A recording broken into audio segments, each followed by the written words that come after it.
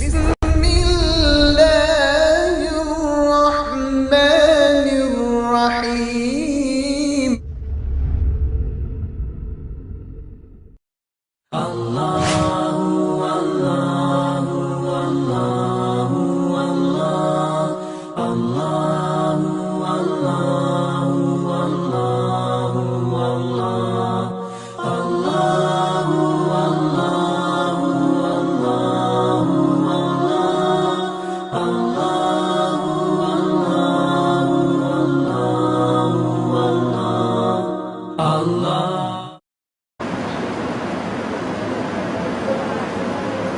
نحمده ونصلي على رسوله نور الأولين والآخرين وعلى آله الطيبين الطاهرين وأصحابه الراشدين المهديين. أعوذ بالله من الشيطان الرجيم. بسم الله الرحمن الرحيم. إن الذين آمنوا وعملوا الصالحات أولئك هم خير البرية جزاؤهم عند ربهم جنات عدن تجري من تحتها الأنهار خالدين فيها أبدا رضي الله عنهم ورضوا عنه ذلك لمن خشي ربه. صدق الله مولانا العظيم. قابل قدر محترم علماء اکرام، سامعین اعظام،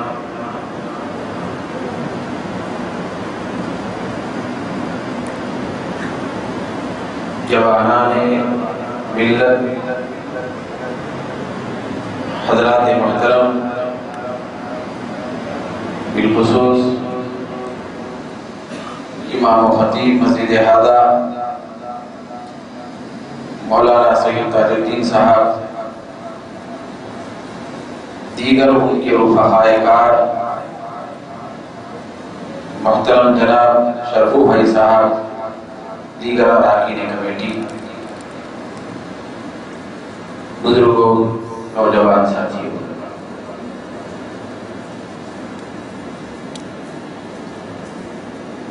دو آیات مقدسہ آپ کے سامنے پڑھنے کی سعادت حاصل ہوئی ہے۔ ان دونوں آیتوں کا تعلق قرآن مجید کے 30ویں پارے سے ہے، لیکن جو اہم گفتگو آپ کے سامنے میں کر رہا ہوں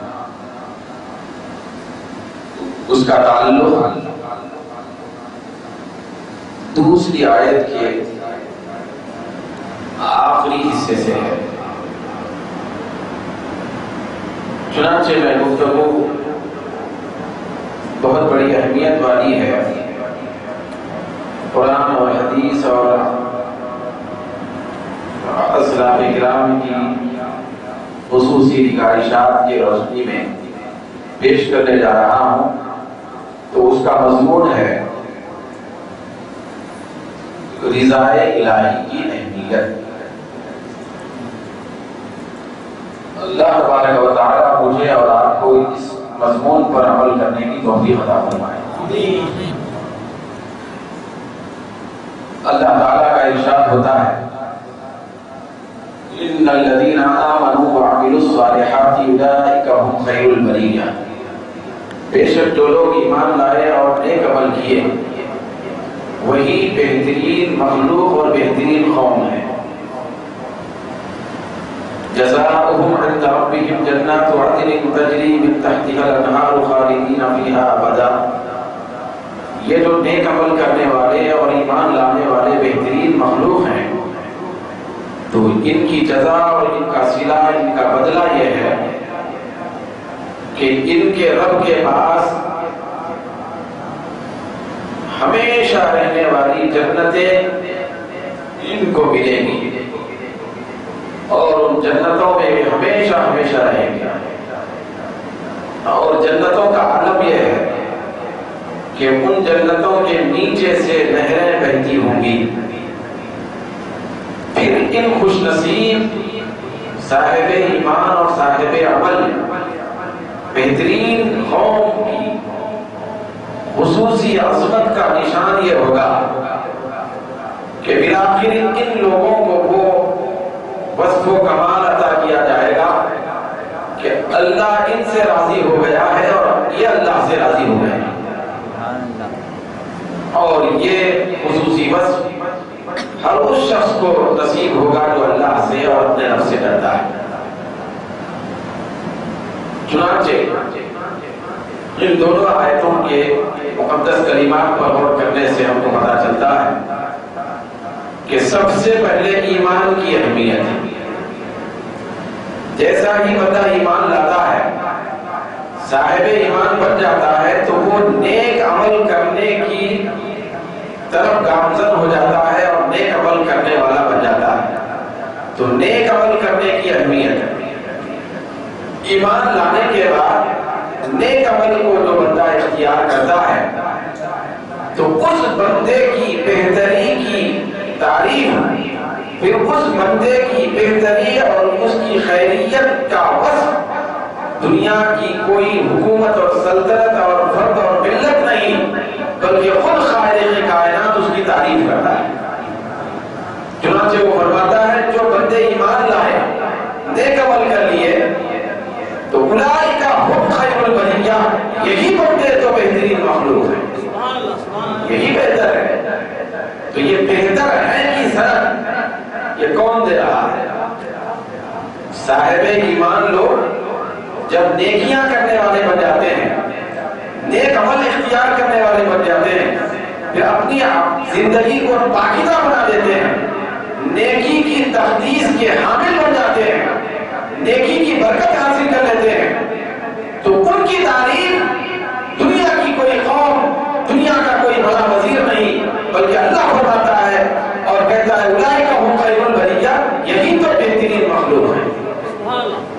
جو ایمان والے نہیں وہ بہترین مخلوق نہیں، جو عمل والے نہیں وہ بہترین مخلوق نہیں۔ چلیے ایمان لالیے، پھر نیک عمل کر لیے، پروردگار عالم کی طرف سے سند مل گئی کہ یہ بہتر ہے، تو ان کا صلہ کیا ہوگا؟ بھئی ان کو جزا اور بدلہ کیسی صورت میں ملے گا؟ تو اللہ آگے فرماتا ہے کہ ان کا صلہ یہ ہوگا کہ جزاؤہم عند ربہم، کہ ان کے رب کے پاس ان کا بدلہ جنتوں کی صورت میں، جنتوں کی شکل میں، وہ اللہ کے پاس ان کو جنتیں ملیں گی، تجری من تحتہا الانہار، وہ جنتیں ایسی ہیں کہ جن کے نیچے سے نہریں بہتی ہیں، پھر یہ لوگ خالدین فیہا ابدا، یہ اس جنتوں میں، ان جنتوں میں ہمیشہ رہنے والے ہیں۔ تو یہاں قابل اور بات یہ ہے کہ عمل نیک ہو گیا، پروردگار عالم کی سند بھی مل گئی، جنتیں بھی مل گئی، نہریں بھی مل گئی، صلہ بھی مل گیا، بدلہ بھی مل گیا، اور اللہ تعالیٰ کی طرف سے خصوصی تعریف و توصیف بھی مل گئی، تو اب کون سی چیز کی کمی رہ گئی جو ان کو ملنا ہے؟ تو اللہ رب العزت آگے فرماتا ہے کہ جنت ملنے کے بعد، کیا ملنے کے بعد؟ ادھر دیکھیں، جنت ملنے کے بعد اور کیا چیز بندوں کو ملنا باقی ہے کوئی چیز؟ بولیے بھائی، جنت ملنے کے بعد بھی اور کوئی چیز ملنا باقی ہے؟ بھائی دنیا میں بندہ نیکیاں کرتا رہا، سجدے کرتا رہا، مشقتیں اٹھاتا رہا، جہاد کرتا رہا، روزہ رکھتا رہا، زکاتیں دیتا رہا، اور اللہ کے خاطر صدقہ اپنی عملی زندگی کو سدھارتا رہا، نہ رات کو چین سے سویا، نہ دن میں آرام کر سکا، ساری زندگی دنیا کی وہ نیک عمل میں گزارتا رہا، مشقتوں پہ مشقتیں اٹھاتا رہا، اس کے بدلے میں اللہ تبارک و تعالیٰ جنتیں عطا فرمایا۔ تو جنتیں ملنے کے بعد اور کیا چیز ملنا باقی ہے؟ تو اللہ رب العزت فرماتا ہے اے دنیا کے میرے بندو، جنتیں ملنے کے بعد یہ آخری مرحلہ ہے جنتیں ملنے کا، یہ تمہارا تصور اور تمہارا خیال ہے، میرے نزدیک جنتیں مل جانے کے بعد بھی کوئی اور چیز ملنا باقی ہے،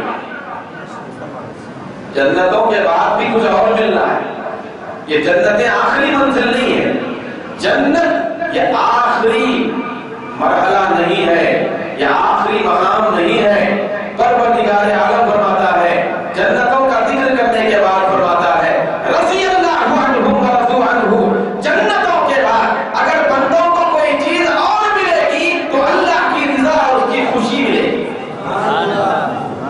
تو بولیے جنت کے بعد بھی کچھ اور ملنا ہے نا؟ کیا ہے وہ؟ وہ اللہ کی رضا ہے۔ تو اس کا مطلب یہ ہوا کہ جنت سے بھی بڑی مرتبے کی حامل ہے اللہ کی رضا، جنت سے بھی اونچا مرتبہ ہے اللہ کی رضا، جنت سے بھی اونچی نعمت ہے اللہ کی رضا۔ تو یہ اللہ کی رضا جنت کے بعد ملنے والی ہے۔ تو یہ رضا الہی اور اللہ کی خوشی اور اس کی خوشنودی کا مل جانا یہ جنت کے محلات کے ملنے سے بھی بڑا مرتبہ ہے۔ چنانچہ حدیث شریف میں آتا ہے جب اللہ تبارک و تعالی جنتیوں کو جنت میں پہنچائے گا، جنتیں مل جائیں گی، تو اللہ رب العزت کا ارشاد ہوگا اے جنتیوں، جنت میں جانے کے بعد ارشاد ہو رہا ہے، کہاں بولیے؟ جنت میں داخل ہونے کے بعد اللہ فرمائے گا کہ تم مجھ سے مانگو، سلونی، تم مجھ سے سوال کرو اور مانگو۔ جنتی عرض کریں گے پروردگار نسألک الرضا، ہم تجھ سے تیری رضا مانگتے ہیں۔ بھائی اللہ کہاں پوچھ رہا ہے؟ جنت میں۔ بندہ جنت میں چلے گا، وہاں جنت میں سکونت بھی دی ہے، موجود ہے، جنت کے محلات میں ہے، جنت کی نعمتوں میں ہے، جنت کی عیش و عشرت کی زندگی میں ہے، وہاں اللہ فرمائے گا مانگو مجھ سے۔ بندے عرض کریں گے اے اللہ، تیری جنت اور تیری جنت کی نعمت پانے کے بعد ہم تجھ سے تیری رضا مانگتے ہیں۔ تو اللہ رب العزت کا ارشاد ہوگا کہ اے بندو، کتنے زیادہ تم رضا کے تصور میں زندگی گزارے تھے، یہ دنیا میں ہر کام میری خوشی کے لیے کرتے تھے۔ یہ بات طے ہے نا، بندہ مسلسل جو کام کرتا ہے تو وہی دھن اس کو سوار ہو جاتا ہے، ہر مقام پہ وہی بات کرتا ہے، وہی تذکرہ کرتا ہے، وہی تصور کے ساتھ بات کرتا ہے۔ دنیا میں چونکہ بندے اللہ کی رضا کے تصور میں، اللہ کی خوشی حاصل کرنے کے تصور میں نمازیں بھی پڑھتے تھے، روزہ بھی رکھتے تھے، کھاتے بھی تھے تو اللہ کی خوشی کے لیے، نہ کھاتے تھے اللہ کی خوشی کے لیے، دیتے تھے اللہ کی خوشی کے لیے، کسی کو نہ دیتے تھے اللہ کی رضا کے لیے، جاگتے تھے اللہ کی رضا کے لیے، سوتے تھے اللہ کی رضا کے لیے، بیمار ہوتے تھے اللہ کی رضا کے لیے، صحت مند ہوتے تھے اللہ کی رضا کے لیے، ساری زندگی اللہ کی رضا کے حضور کی حالت میں گزری۔ وہاں جب بندوں سے اللہ پوچھے گا جنتیں ملنے کے بعد تم مجھ سے سوال کرو، بندے کہیں گے وہی ریپیٹ اختیار کرتے ہوئے، وہی درد زندگی کا اظہار کرتے ہوئے، وہی حالت کا اظہار کرتے ہوئے بندے عرض کریں گے مولا جنتیں تو ملی ہیں لیکن تیری رضا ہی چاہیے، ہم تیری خوشی نہیں چاہتے، سوال تیری رضا کا ہے۔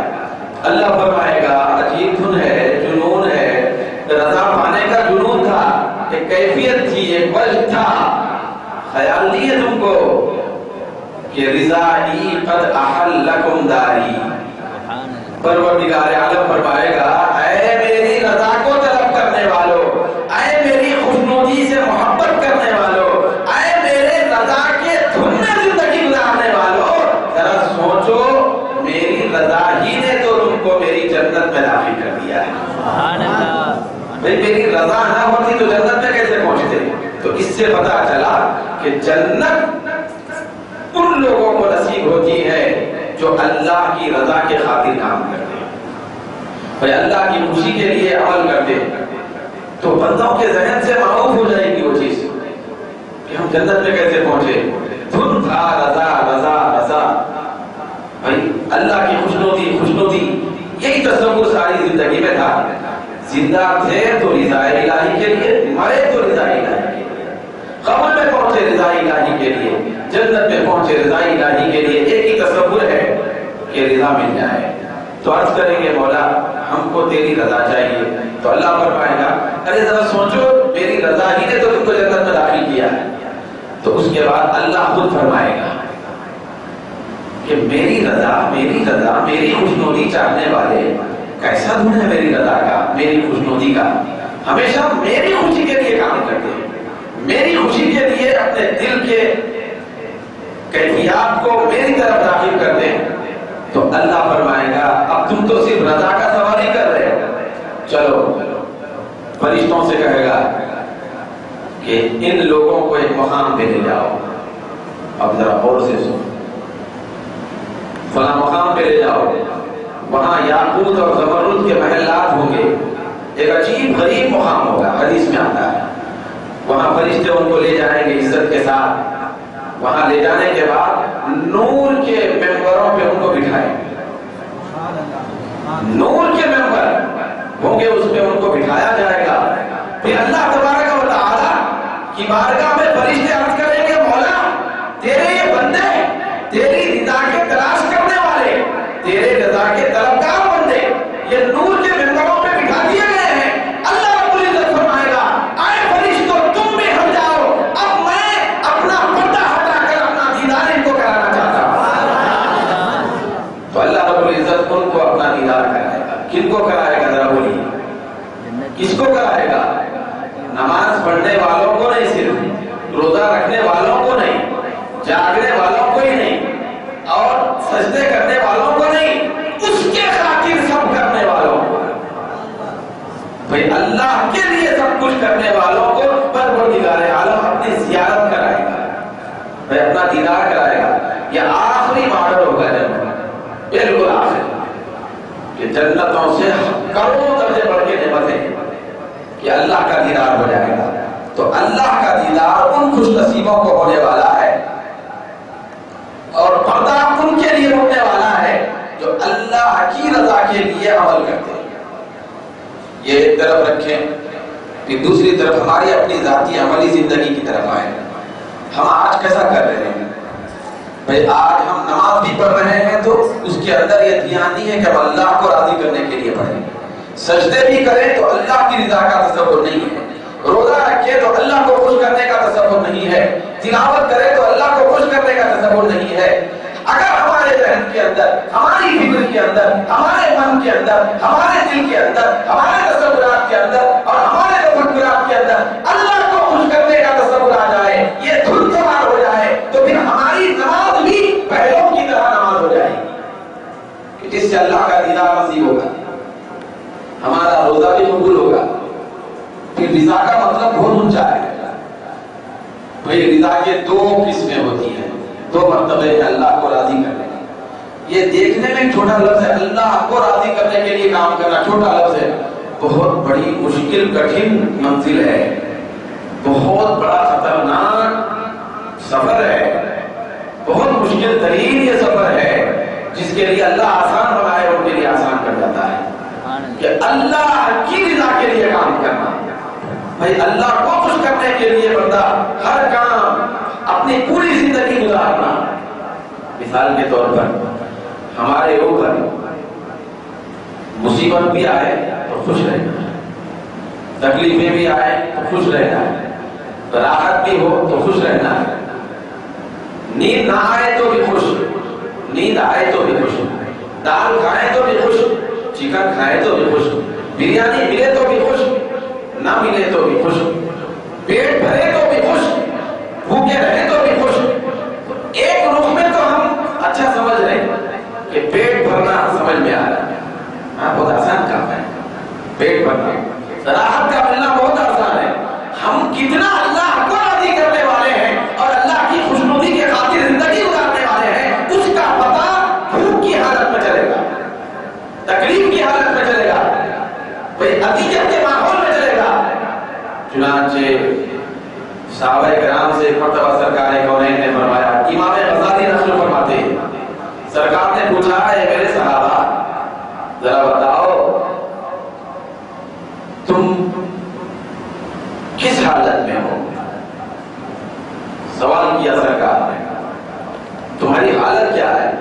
تو صحابہ نے عرض کیا یا رسول اللہ ہم پکے مومن ہیں. کیا بولے صحابہ؟ پکے مومن ہیں. اب آپ اندازہ لگائیں کہ صحابہ سے زیادہ پکا مومن کی قسم پکے مومن ہیں بھائی، ان کے ایمان کی برکت سے ہم کو ایمان ملا، تو پکے مومن ہے، اس کا اظہار انہوں نے برمقاد کر دیا اور کہہ دیا کہ ہم پکے مومن ہیں۔ سرکار نے پلٹ کے پوچھا تم پکے مومن ہیں، اس کی علامت کیا ہے؟ پکے مومن کی علامت بھی ہوتی ہے نا بھائی، اگر خدا نخواستہ ہم میں سے کوئی بولے کہ ہم پکے نمازی ہیں مگر کبھی بھی مسجد میں نہیں آئے تو اس کی علامت ہوتی ہے نا۔ ہم بہت بڑے پڑھے لکھے ہیں، منہ کھولے تو نہیں سنے سو گالیاں نکل، تو علامت بھی ہونا پڑھے لکھے ہیں، وہ بولتے نہیں 300 گالی پھر نہیں دیتے اور بول رہے کہ ہم پڑھے لکھے ہیں۔ تو پڑھنا اور لکھنا کچھ الگ ماحول پیدا کرتا ہے، تہذیب تمدن سکھاتا۔ تو صحابہ کرام سے سرکار نے پوچھا تم پکے مومن ہیں، اس کی علامت کیا ہے؟ ذرا صحابہ سے سنیں اور ان کی زندگی، پھر ان کے بتائے ہوئے کلمات پر ہم اپنی زندگی کو گزارنے کی کوشش کریں، ان کی زندگی کو دیکھ کر۔ صحابہ نے کیا کہا ہوگا، کیا عرض کیا ہوگا، پکے مومن کی علامت کیا بیان کی؟ صحابہ کرام نے نہ نماز کا ذکر کیا، نہ روزے کا، نہ سجدے کا، نہ تلاوت کا، نہ کچھ اور۔ صحابہ نے عرض کیا یا رسول اللہ ہم پکے مومن ہیں، اس کی 3 علامتیں ہمارے پاس ہیں۔ اب یہ مضبوط باندھ کے رکھنا ہے نا، یہ بات صحابہ بیان کر رہے ہیں، تو عمل کرنے کے لیے، اختیار کرنے کے لیے مضبوط اس کو باندھ کے رکھ کے عمل کرنا ہے۔ تو 3 علامتیں ہیں یا رسول اللہ، ایک نہیں 3 علامتیں ہیں پکے مومن ہونے کی۔ سب سے پہلی علامت صحابہ نے بیان کی، عرض کی یا رسول اللہ جب مصیبت آتی ہے تو صبر کرتے ہیں۔ کیا علامت بیان کی؟ نہیں، پکے ایماندار ہونے کی علامت پہلی بیان ہوئی کہ جب بھی مصیبت آتی ہے تو صبر کرتے ہیں، اور جب بھی راحت آتی ہے تو شکر کرتے ہیں۔ مصیبت پر صبر کرتے ہیں، بولیے مصیبت پر۔ یہ جملے آپ کو یاد ہو گئے تو میں سمجھ جاؤں گا کہ میرا آنا کامیاب ہو گیا، پھر آپ کا دل سے ہی کامیاب ہو گیا۔ تو بولیے مصیبت آئے تو صبر کرتے ہیں، بولیے راحت ملے تو شکر کرتے ہیں۔ یہ 2 چیزیں ہو گئی نا، اب ایک بڑی چیز آنے والی ہے، بہت بڑی چیز آنے والی ہے، بہت بڑا معاملہ ہے نا مصیبت پہ صبر کرنا، پھر راحت پہ شکر کرنا۔ شکر گزار بن گئے، صابر اور صبر والے بن گئے۔ ان دونوں سے زیادہ اونچی درجے کی چیز صحابہ نے آگے بیان فرمائی کہ اللہ کے فیصلے پر خوش رہتے ہیں۔ کیا کہتے ہیں؟ اللہ کے فیصلے سے راضی ہوتے ہیں۔ کیا مطلب ہے؟ اگر مارنا چاہے تو مرتے ہیں، زندہ رکھنا چاہے تو زندہ رہتے ہیں، اگر بخار لانا چاہے تو بخار میں آ جاتے ہیں، صحت میں لانا چاہے تو صحت مند ہو جاتے ہیں، اگر بھوکا رکھنا چاہے تو بھوکے رہتے ہیں، کھلانا چاہے تو کھا لیتے ہیں۔ ہمارا ہر کام اللہ کو راضی کرنے کے لیے ہوتا ہے۔ تو اس کے بعد صحابہ کو سرکار نے خوشخبری سنائی۔ کیا سنائی؟ سرکار نے ارشاد فرمایا کہ میرے غلاموں تم نے کتنی پیاری باتیں اپنی علامت کے طور پر بیان کی ہیں، خبردار میں تم کو خوشخبری سناتا ہوں، حقیقت میں دراصل خدا کی قسم تم ہی پکے مومن ہو۔ تو مومن پکے کون ہوتے ہیں؟ بولیے صبر پر، کیا ہے؟ مصیبت پر صبر، راحت پر شکر، فیصلے پر راضی۔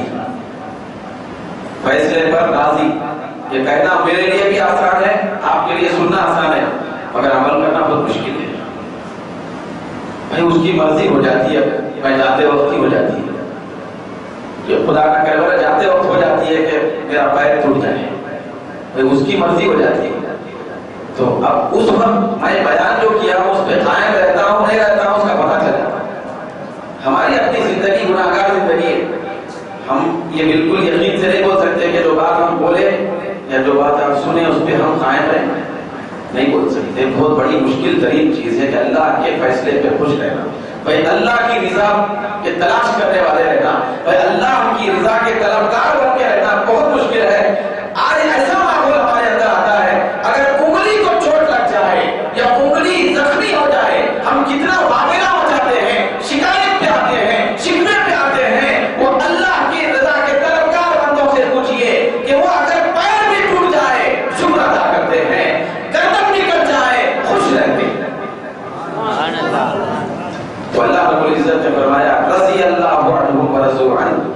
یہ میرے محبوب کے صحابہ کا اعلیٰ وصف یہ ہے کہ سب سے بڑی اونچی شان میں نے ان کو دے دی ہے. وہ کیا ہے کہ یہ اللہ سے راضی ہے اور میں ان سے راضی ہوں.